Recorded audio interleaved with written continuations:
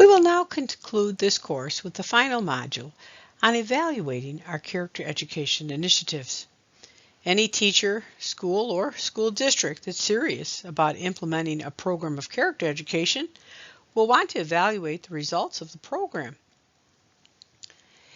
Evaluation, if you look in Webster's dictionary, means to determine the worth or ascertain the value of or appraise. So when we say we want to evaluate our character education, we want to try to attempt to ascertain if the program is giving us the objectives that we're trying to promote through implementing this character education initiative.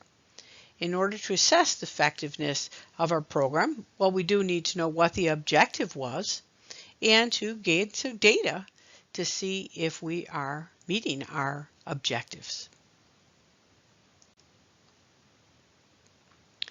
We look at our comprehensive model of character education, and now we realize that we're in the last of the areas evaluating our progress.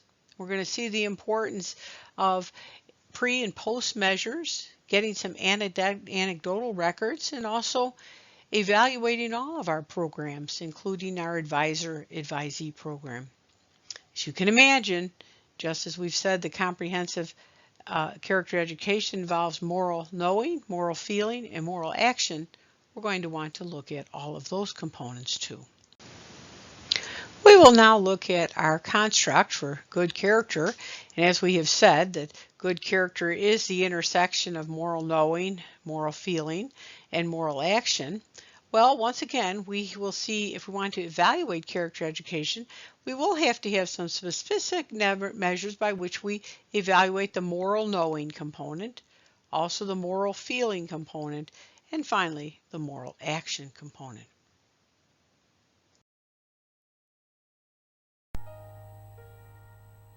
An essential component of any new initiative, like character education, is assessment. Has your program improved the moral reasoning and behavior of the students in your building? Have discipline referrals dropped off in number and seriousness? Has academic achievement improved? And don't forget the teachers.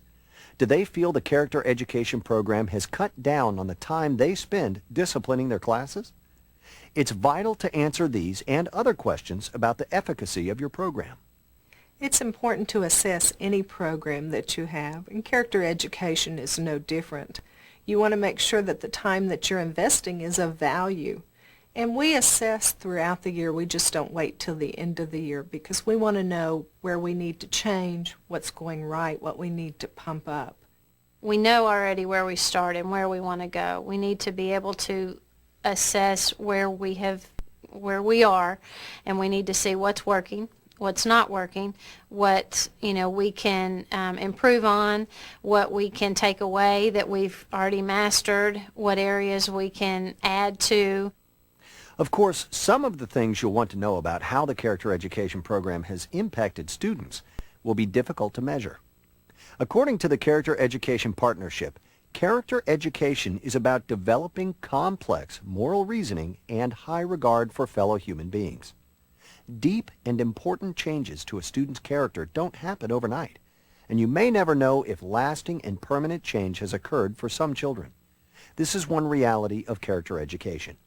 However, some indicators, such as the number of discipline referrals or staff opinions about school climate, are easier to measure and assess. You can also gauge general satisfaction or dissatisfaction with the program. I think as an educator, when you want to evaluate any program, you need to look at all facets of your school that are impacted.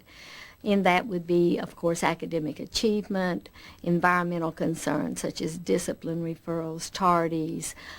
You want to look at student participation in extracurricular activities and the enrichment activities that would help a student want to be in school and to stay in school. We look at the number of students that leave our school and go to college. Do they go to community college? Are they going on to a technical type of school? So in Character Ed, we are looking at, are they focused? Do they have the fortitude and the self-confidence to go on and try things they might not try if we hadn't helped them get over the hump of being lost in a large school. You can look at things like time on task. Are the kids more devoted to their work, more paying attention and focused? If they are, is that because the behavior is better? Is that because character's working? You can look at the relationships between the kids. Are they getting along better? Are there less fights? Are there improved relationships between them? And if so, is that related to the character education program? So how can a school tell how well their character education program is working? While a lasting impact on student character and behavior is always a fundamental goal, more immediate changes are usually a top priority for schools as well. Improvements in behavior, discipline, and academics are usually objectives of character education programs, as are the reduction of self-destructive behaviors, like drug use. Therefore, your first step should be to determine what types of assessments would be most useful, depending on what you want to measure. Each teacher can evaluate their own implementation of character education in their classroom. The implication of this course, we're looking at 5 different areas. Do you have curriculum character objectives of the social and emotional standards in your curriculum plans and lesson plans? Are you evaluating these character traits and showing that in some way on your report cards? Many districts now have added respect, responsibility, and other character traits on their report cards. Do you use the character traits now as the basis of your award system? Having a good citizenship award, or the student who shows the most responsibility or perseverance? Do you use character traits as the basis of your discipline program? Do you ask students what character trait did they not live when they got involved in this incident? And finally, are you trying to measure character growth on all 3 domains, the cognitive, the affective, and the psychomotor? The following slides will give some examples of how you can do it in each of these domains. I'd like to point out, though, there's a list of many assessment tools at the character.org site. You click here, you can see some and pick those that you think are most appropriate for your grade level and your subject. We'll see that it's important to use a triangulation of data when trying to assess our character education program. This means we wanted to combine different data types and different data sources, along with different times when we're going to be looking at our particular assessments. First of all, you want to begin by doing a needs assessment. What exactly do I need to implement? What kind of problems do I have? What kind of character program would be best? And so once I start that program, I want to have a little bit of formative evaluation. Am I seeing some results as I'm implementing this program, and maybe changing things up if I'm not? And then finally having a kind of a summative evaluation at the end. Is this program that I've implemented, is it doing well? Also, what we see, we want to have different kinds of data. We'll have a little video clip explaining to us quantitative data, qualitative data, and then also the importance actually of having some mixed data there. A little bit of quantitative, a little bit of qualitative will help us. In addition to having different data types, we want to have different data sources. And here we see we can use some surveys at sometimes. We can use actually observations, and we can use interviews and group focus groups and things like that. And again, our sources, we want to be different. Sometimes we're going to ask the teachers, ask ourselves what we see. Maybe we'll ask our parents what they think about their students. And finally, let's ask the students themselves to see if they feel that they have grown in their character. So triangulation is a very good way to gather data, because just as we've seen that character education is complex, having the 3 components, triangulation of sources allows us to assess the program from different perspectives. Multiple data sources can help us to have a more valid check. They can be more reliable, and actually can also be more productive in the sense that we will not just have the student's point of view or the staff member's point of view, but multiple sources can highlight multiple data, which will help us to really validly show that our character education initiative is being successful. So just as we saw that character education is the intersection of three components, we realize that if we're going to assess character education, we do have to assess each of the three components. Moral knowing is perhaps the easiest to evaluate, as we know that moral knowing includes knowing that certain things are right or wrong, understanding why certain behaviors are right and wrong, and understanding virtues and what they are. So it's easiest for a teacher to assess this. Sometimes it's actually a quiz on the virtues that you've taught to somebody. Also, we've seen that Kohlberg's model of moral reasoning is very helpful to evaluate using dilemmas and case studies. And there's been a assessment, the Defining Issues test has been used successfully since 1979 to really show the growth in moral knowledge. Moral knowledge, as we said, includes knowing about specific virtues and character traits and what you look like and what it would mean if you were living those. And so you have to operationalize the virtues, but you can use various test formats such as true and false, short answer, multiple choice to assess the student's knowledge of the definition of the virtues and the recognition of situations that can call into play the living of these virtues. Well, you could also have a pre-test, seeing what students know already, and then after the completion of the character education unit, you can have a post-test and see how much they have grown.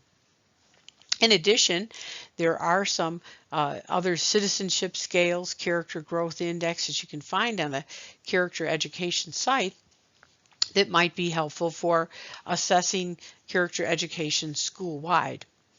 Perhaps one of the most valuable examples of an effective character education evaluation is the one that was done in the San Ramon County, California through the Child Development Program.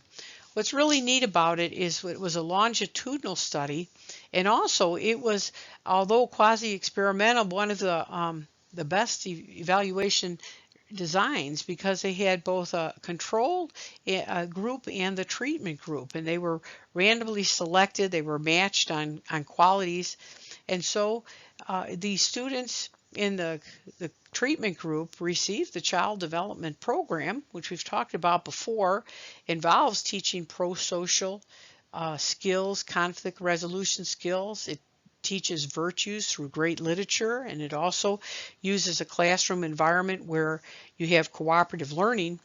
And the evaluation of this program showed that it was very effective in meeting its character education objectives. More information on this program can be found also online. Now let's take a few minutes to discuss the attributes of some different types of assessments and look at which ones would be most appropriate for your purposes. There are basically two types of assessment: quantitative assessments of information that is often observable and lends itself to statistical analysis, and qualitative assessments that depend on the reporting of opinions, descriptions, likes, and dislikes. We'll look at quantitative assessments first. Quantitative assessments are usually closed-ended questions with a limited number of responses possible. In other words, multiple choice. One example would be a questionnaire that asks respondents to rank how strongly they agree with a statement. For instance, to gauge staff opinion about how well they model good character, a possible statement would be, "The staff at my school promotes good character by consistently being role models of our core character traits." The respondents could then indicate weak agreement with this statement by marking 1 or strong agreement by marking 5. An average of all the responses would then give a reasonable picture about whether stakeholders believe they and their colleagues model the core character traits. I think it's important to ask questions that tend to evaluate and rank character education so that it gives you an idea of the importance, whether people think it's working, not working, if there's room for improvement, if they can feel a difference in the climate of the school, if they see a difference at home, if the teachers see a difference in the students, if the students see a difference in the teachers, if the teachers see a difference in their peers. I think it helps you to know if you're moving in the right direction.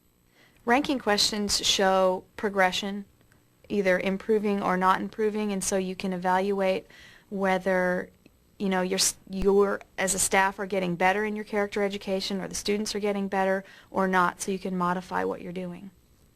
Another type of quantitative assessment would be to examine data to try to establish a correlation between a character education program and some change in circumstances.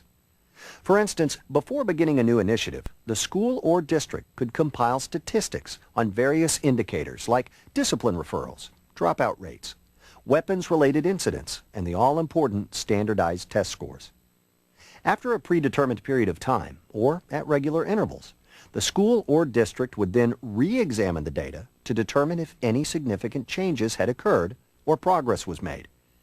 Of course, you'd have to rule out other possible variables as being the cause of the change, so any significant events in the school or district would have to be accounted for. New buildings, redistricting, or significant staff changes would all have to be considered as possible influences. When we're looking at our student behavior, it's difficult to determine, what affected this change. Is it due to character education? Is it due to something else that's going on in the classroom or in the school? And I think one example that we had that pleasantly surprised all of us is at the end of the year we have a field day. And the children get snow cones and they get drinks, and everybody's running around as they do on a field day. And when the kids came in from the playground, we looked around and there wasn't any trash. Usually the papers dropped, the cups are dropped, and we know of nothing other than character education that we could attribute that to. And then the other funny little side is we have one of those bounces where children take their shoes and socks off before they get in. And usually we have 40 or 50 lost socks. We had one sock. I'm not sure where the other one was, but we had one sock. So the kids were much more responsible in taking care of their campus grounds and taking care of their personal belongings, such as their socks. Our goal is to teach the children terminology with our character education program so that when we see them in real life instances, they will be putting that terminology to use, such as in our no put downs curriculum.